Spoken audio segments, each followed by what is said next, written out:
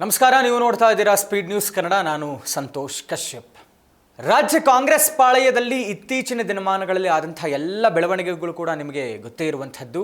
ಅಂದರೆ ಏನಿ ಒಂದು ಮೇ 4ರ ಫಲಿತಾಂಶದ ನಂತರದಲ್ಲಿ ಕಾಂಗ್ರೆಸ್ ಪಾಳಯದಲ್ಲಿ ಬೇಕಾದಷ್ಟು ಬದಲಾವಣೆಗಳಾಗಬಿಡಬಹುದು ಅನ್ನುವಂಥ ನಿರೀಕ್ಷೆ ರಾಜಕೀಯ ಪಡಸಾಲೆಯಲ್ಲಿ ಬೇಕಾದಷ್ಟಿತ್ತು. ಚರ್ಚೆಗಳು ಕೂಡ ಅಷ್ಟೇ ಆಗ್ತಾ ಇತ್ತು. ಆದರೆ ಎರಡೂ ಬೈ ಎಲೆಕ್ಷನ್ ಕ್ಷೇತ್ರಗಳನ್ನು ಕಾಂಗ್ರೆಸ್ ತೆಕ್ಕೆಗೆ ಸೇರಿಸಿಕೊಂಡ ನಂತರದಲ್ಲಿ ಯಾವ ಶಾಸಕರು ಮತ್ತೆ ದೆಹಲಿ ಕಡೆಗೆ ಹೋಗಿಲ್ಲ. ಅಂದರೆ ಏನು ಈ ಸಂಪುಟ ವಿಸ್ತರಣೆ ಮತ್ತು ಸಂಪುಟ ಪುನರ್ರಚನೆ ವಿಚಾರದಲ್ಲಿ ಶಾಸಕರ ದಂಡ ದೆಹಲಿ ಕಡೆ ಹೋಗ್ತಾ ಇತ್ತು. ಅವ್ರು ಮತ್ತೆ ದೆಹಲಿ ಕಡೆ ಹೋಗಿಲ್ಲ. ಹೈಕಮಾಂಡ್ ನಾಯಕರ ಮೇಲೆ ಒತ್ತಡ ತರುವಂಥ ಕೆಲಸವನ್ನು ಮಾಡಲಿಲ್ಲ. ಈ ಮಧ್ಯದಲ್ಲಿ CM ಬಣ DC ಬಣ ಅಂತ ಹೇಳಿಕೊಂಡು ಏನು DK ಶಿ ಅವರು 3 ವರ್ಷವಾಗ್ತಾ ಇದೆ. ಇದೇ ಮೇ 20ಕ್ಕೆ 3 ವರ್ಷ ಕಂಪ್ಲೀಟ್ ಆಗುತ್ತೆ ರಾಜ್ಯದಲ್ಲಿ ಕಾಂಗ್ರೆಸ್ ಸರ್ಕಾರ ಬಂದು.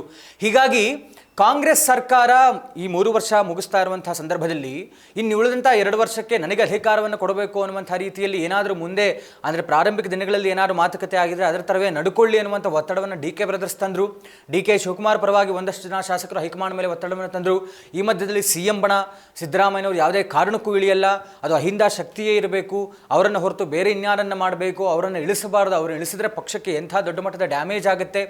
ಈ ನಿಟ್ಟಿನಲ್ಲಿ ಎಲ್ಲ ಚರ್ಚೆಗಳು ಕೂಡ ಆಯಿತು. ಆದರೆ ಇಲ್ಲಿಯ ತನಕವೂ ಕೂಡ ರಾಜಕೀಯ ವಿಚಾರವಾಗಿ ಕಾಂಗ್ರೆಸ್ ಪಾಳೆಯದ್ದು ಕರ್ನಾಟಕ ರಾಜ್ಯದ್ದು ಯಾವುದೇ ಥರದ ತೀರ್ಮಾನವನ್ನು ಕಾಂಗ್ರೆಸ್ ಹೈಕಮಾಂಡ್ ತಗೊಂಡಿಲ್ಲ. ಈ ಮಧ್ಯೆ ಮಲ್ಲಿಕಾರ್ಜುನ ಖರ್ಗೆ ಅವರ ಒಂದು ಹೇಳಿಕೆ DK ಶಿ ಅವರ ಆಸೆಗೆ ತಣ್ಣೀರೆರಿಸಿದಂಗಾಯಿತು. ಅಂದರೆ ಮುಖ್ಯಮಂತ್ರಿ ಬದಲಾವಣೆ ವಿಚಾರ ನಮ್ಮ ಮುಂದೆ ಇಲ್ಲ, ಅದಕ್ಕಿನ್ನೂ ದಿನಾಂಕ ನಿಗದಿಯಾಗಿಲ್ಲ, ಆ ಥರದ್ದೇನಾದರೂ ನಾವು ನಿರ್ಧಾರವನ್ನು ಕೈಗೊಳ್ಳಬೇಕು ಅಂತಂದರೆ ನಾವು 3 ಜನ ಸೋನಿಯಾ ಗಾಂಧಿ, ರಾಹುಲ್ ಗಾಂಧಿ ನಾವು ಒಟ್ಟಾಗಿ ಸೇರಿ ನಿರ್ಧಾರವನ್ನು ತೆಗೆದುಕೊಳ್ಳುತ್ತೇವೆ. ಈ ಮಧ್ಯದಲ್ಲಿ ನಾನೂ ಕೂಡ ಮುಖ್ಯಮಂತ್ರಿ ಆಕಾಂಕ್ಷಿಯಾಗಿದ್ದೇನೆ, ತಪ್ಪೇನೋ ಅನ್ನುವಂಥ ನಿಟ್ಟಿನ ಹೇಳಿಕೆಗಳು ಒಂದು ರೀತಿಯಲ್ಲಿ DK ಶಿ ಅವರ ಆಸೆಗೆ ತಣ್ಣೀರೆರಿಸಿದಂಗಾಯಿತು.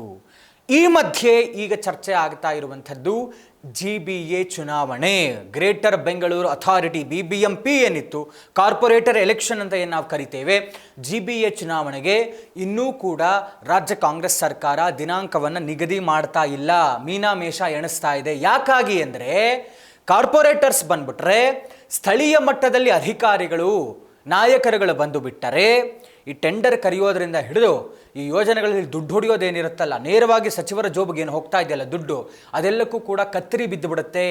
1-2 ಜನಗಳ ಮಧ್ಯದಲ್ಲಿ ಬಂದು ತದನಂತರದಲ್ಲಿ ಸಚಿವರವರೆಗೂ ಕೂಡ ಇಲಾಖೆವರೆಗೂ ಕೂಡ ಬಂದು ತಲುಪುತ್ತೆ ದುಡ್ಡು. ಹೀಗಾಗಿ ಇನ್ನೂ ಕೂಡ ಎಷ್ಟು ವರ್ಷಗಳಾಗಿದೆ. ಮಳೆ ಬಂದರೆ ಎಂಥ ಪರಿಸ್ಥಿತಿ ಇದೆ ಬೆಂಗಳೂರಿನದ್ದು ಎಲ್ಲರಿಗೂ ಗೊತ್ತಿರುವಂಥದ್ದು. ಮೋರಿಗಳು ಬ್ಲಾಕೇಜ್ ಇರಬಹುದು, ಸರಿಯಾದಂಥ ಚೇಂಬರ್ ವ್ಯವಸ್ಥೆ ಇಲ್ಲದೆ ಇರೋದು, ರಸ್ತೆ ಇಲ್ಲದೆ. ಸ್ಥಳೀಯ ಮಟ್ಟದಲ್ಲಿ ನಾಯಕರಿದ್ದರೆ ತಾನೇ ವಾರ್ಡ್ ವೈಸ್ ಅದಕ್ಕೆ ಕೆಲಸ ಮಾಡೋದಕ್ಕೆ ಯಾರಿದ್ದಾರೆ? ಇನ್ನೂ ಕೂಡ GBA ಎಲೆಕ್ಷನ್ಸ್ನ ಡೇಟನ್ನು ಅನೌನ್ಸ್ ಮಾಡೋದಕ್ಕೆ ರಾಜ್ಯ ಕಾಂಗ್ರೆಸ್ ಸರ್ಕಾರ ಹಿಂದು ಮುಂದೆ ನೋಡ್ತಾ ಇದೆ. ಎಲ್ಲರ ಆಗ್ರಹ ಇರುವಂಥದ್ದು ಬಹುಪಾಲು GBA ಎಲೆಕ್ಷನ್ಸ್ ದಯವಿಟ್ಟು ಮಾಡಿ ಸ್ವಾಮಿ, ಸ್ಥಳೀಯ ಮಟ್ಟದಲ್ಲಿ ನಾಯಕತ್ವ ಬೇಕು, ನಮಗೆ ಕೆಲಸಗಳಾಗಬೇಕು ತಳದ ಮಟ್ಟದಲ್ಲಿ ಅನ್ನುವಂಥದ್ದು ಒಂದು ನಿರೀಕ್ಷೆ ಇದೆ. ಹೀಗಾಗಿ ಈ ಮಧ್ಯೆ DK ಶಿ ಅವರ ಒಂದು ಹೇಳಿಕೆ ಬೇಕಾದಷ್ಟು ಚರ್ಚೆಗೆ ಎಡೆ ಮಾಡಿಕೊಡ್ತಾ ಇದೆ. ಇದು ಯಾವ ನಿಟ್ಟಿನ ಹೇಳಿಕೆ, ಅದು ಏನಾಗುತ್ತೆ ಇದೇ ಮೇ 13ಕ್ಕೆ ಅನ್ನುವಂತಹ ಕುತೂಹಲ, ಕೌತುಕತೆ.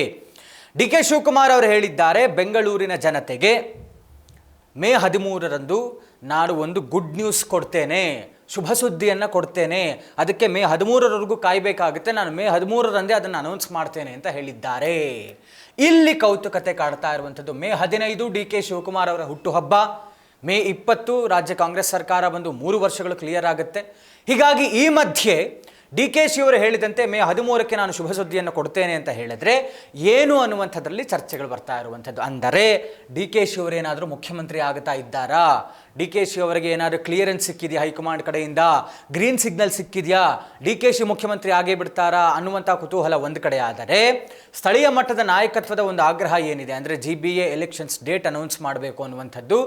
ಏನಾದರೂ GBA ಎಲೆಕ್ಷನ್ಸ್ ಡೇಟ್ ಫಿಕ್ಸ್ ಆಯಿತಾ, ಫೈನಲೈಸ್ ಆಯಿತಾ, ಅದನ್ನೇನಾದ್ರು ಅನೌನ್ಸ್ಮೆಂಟ್ DK ಶಿ ಅವರು ಮಾಡ್ತಾರಾ, ಅಥವಾ ಬೆಂಗಳೂರು ಉಸ್ತುವಾರಿ ಸಚಿವರು ಉಪಮುಖ್ಯಮಂತ್ರಿಗಳಾಗಿರುವಂಥ DK ಶಿವಕುಮಾರ್ ಅವರೇನಾದರೂ ಬೆಂಗಳೂರಿಗೆ ಬಂಪರ್ ಗಿಫ್ಟನ್ನು ಏನಾದ್ರು ಕೊಡ್ತಾ ಇದ್ದಾರಾ? ಹೀಗೆ 3-4 ಆಯಾಮಗಳಲ್ಲಿ ಚರ್ಚೆ ಆಗ್ತಾ ಇದೆ. ಒಟ್ಟಾರೆ ಮೇ 13ಕ್ಕೂ ನಾವು ಕಾಯಲೇಬೇಕಾಗುತ್ತೆ. ಮೇ 13ರಂದು ಉಪಮುಖ್ಯಮಂತ್ರಿ KPCC ಅಧ್ಯಕ್ಷರು, ಬೆಂಗಳೂರು ಉಸ್ತುವಾರಿ ಸಚಿವರು DK ಶಿವಕುಮಾರ್ ಅವರು ಯಾವ ಒಂದು ಗುಡ್ ನ್ಯೂಸನ್ನು ಬೆಂಗಳೂರಿಗರಿಗೆ ಕೊಡ್ತಾರೆ ಅನ್ನುವಂಥದ್ದನ್ನು ನಾವು ಕಾದು ನೋಡಬೇಕಾಗಿದೆ. ಇದಾಗಿತ್ತು ಹೊತ್ತಿನ ವಿಶೇಷ. ನೋಡ್ತಾ ಇರಿ ಸ್ಪೀಡ್ ನ್ಯೂಸ್ ಕನ್ನಡ, ಸುದ್ದಿ ನಿಮ್ಮದು, ವೇಗ ನಮ್ಮದು.